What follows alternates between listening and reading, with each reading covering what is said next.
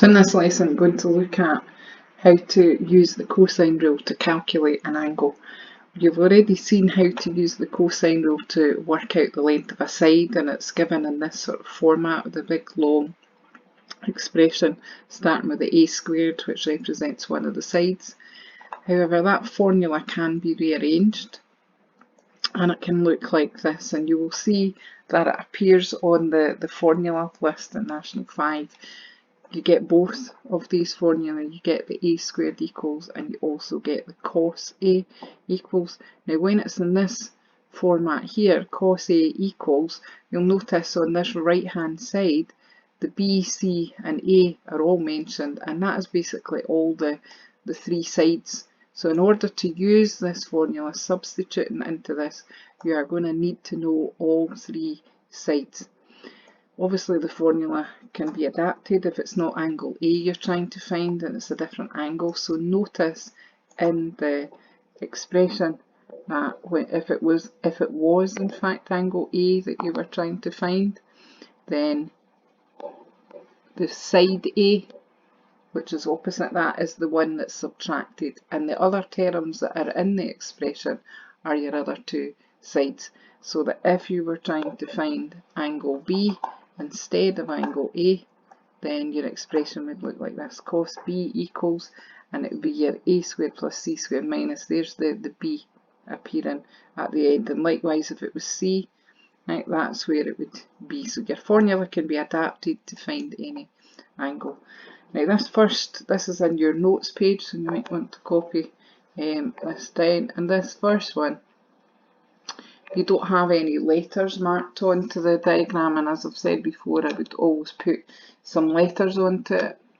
Strictly speaking, it doesn't matter really where you put your A, B and C, as long as you're consistent after that. So that'd be lowercase letter a, lowercase c and lowercase b, and from that we're trying to work out angle A. So I'm just going to write down cos A equals, and the formula which you would get from the formula sheet, b squared plus c squared minus lowercase letter a squared, and on the bottom 2bc.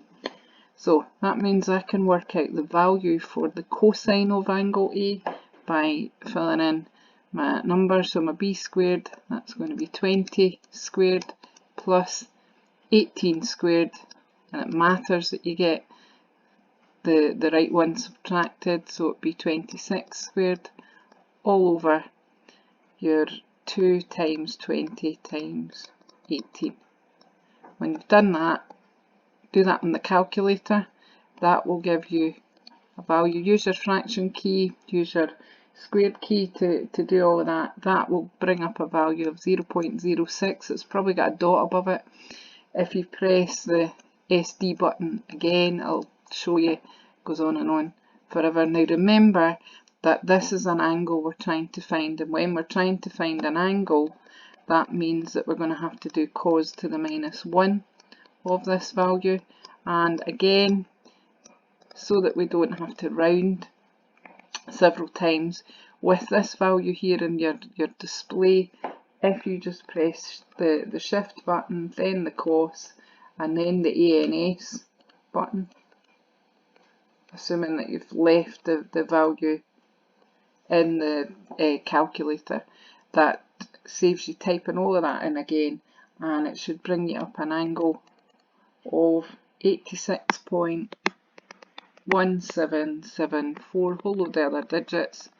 If it was a length, 2 decimal places, because it's an angle, and remember we should use a degree sign when we're doing an angle, rounded it to 1 decimal place. It's fine, so 86.2 degrees. So this one here is also on your page, your second example. This time you do have lettering on the triangle. It's PQR, so you could name your sides P, lowercase letters, remember, are opposites sides. So this time the angle, calculate the size of angle PQR. So PQR means this angle here is what we're trying to work out. So it's going to be the cos of Q.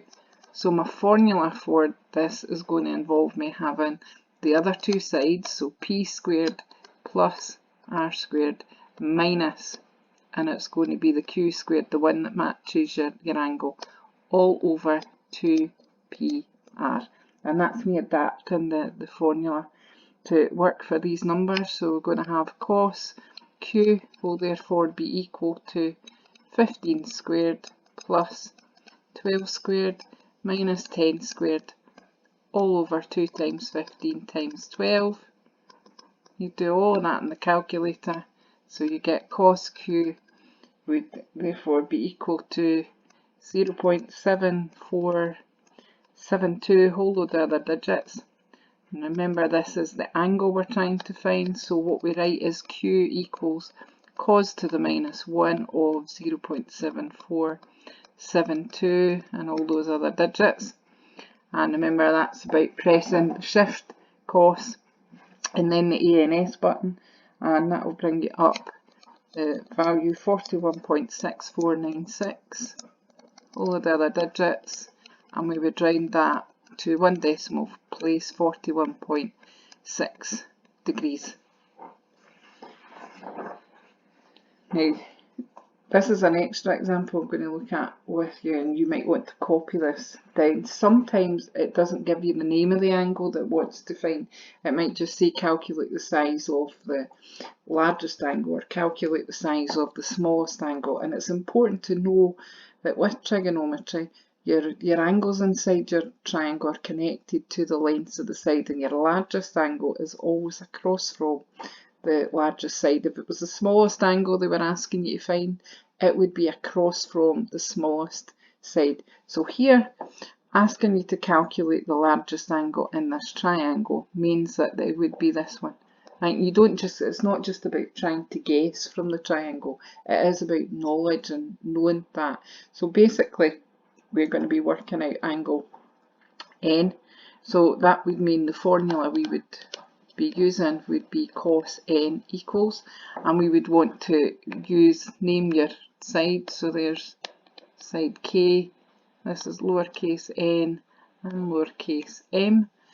So we would begin the formula with knowing that we're going to be subtracting the n on the top line. So you're going to have k squared plus m squared, take away the n squared, all over 2km.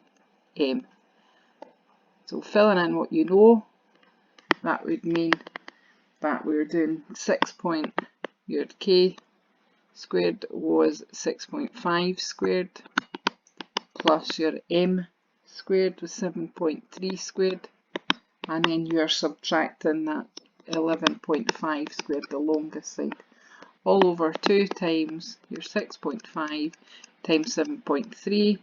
If you do that on the calculator, it brings up a value of negative 0.3868. Right, that's not a mistake, it is a negative. If you then do on the calculator cos to the minus 1, and again make sure you haven't changed the display and you've left that so that you can just press cos to minus Shift, Cos and answer button to get n equals, and that'll bring you up 112.7572, whole of the other digits rounded to one decimal place. We would call it 112.8 degrees, and that'd be the size of your angle. So just be aware, right, that if they don't name the angle you're looking for, but they use some information like that, you can still work out which angle it is that you should be calculating.